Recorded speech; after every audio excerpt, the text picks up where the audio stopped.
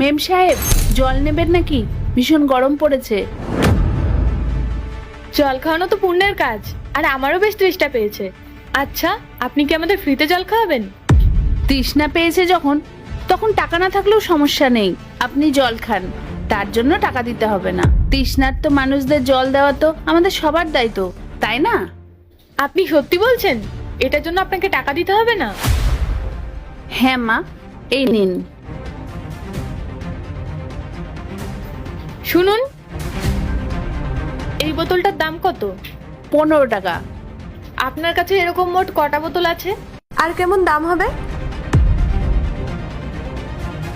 360 টাকা। আচ্ছা, আপনার সব বোতল আমি কিনে নেব। সত্যি বলছেন মা? আপনি সব কটা বোতল কিনবেন?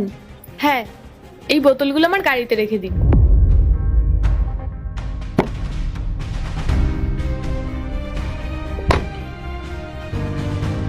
আপনার কাছে কি আরো বোতল আছে?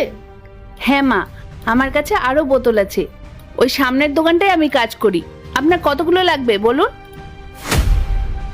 আপনি আরো এক পেটি নিয়ে আসুন। ঠিক আছে। আমাকে এক পেটি জল দিন তো।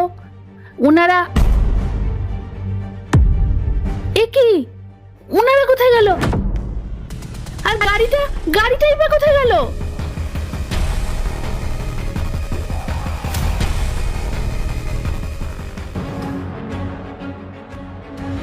কাকিমা, কি হয়েছে?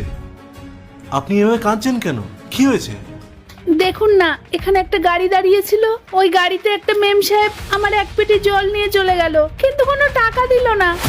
এই জন্যই বলছি, যাকে তাকে বিশ্বাস করতে নেই। সবাইকে এভাবে অন্ধের মতো বিশ্বাস করতে যান কেন? আমি কি করে জানবো?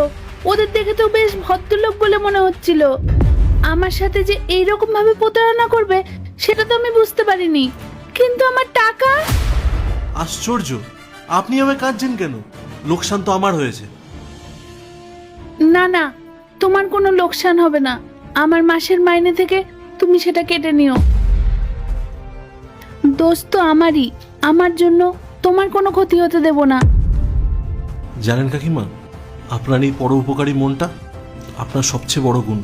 যে মানুষ অন্যের ক্ষতি করতে চায় না, ভগবান কি তার ক্ষতি হতে দেবে? কি বলছো তুমি? আমি কিছু বুঝলাম না। মানে আমি বলতে চাইছি, ওনারা শুধু জলের টাকা দিয়ে যায়নি, ওটার দামের চেয়েও বেশি টাকা দিয়ে গেছে। জানেন কেন? পার্ট 2 দেখতে সাবস্ক্রাইব করো ভেলকু 78M।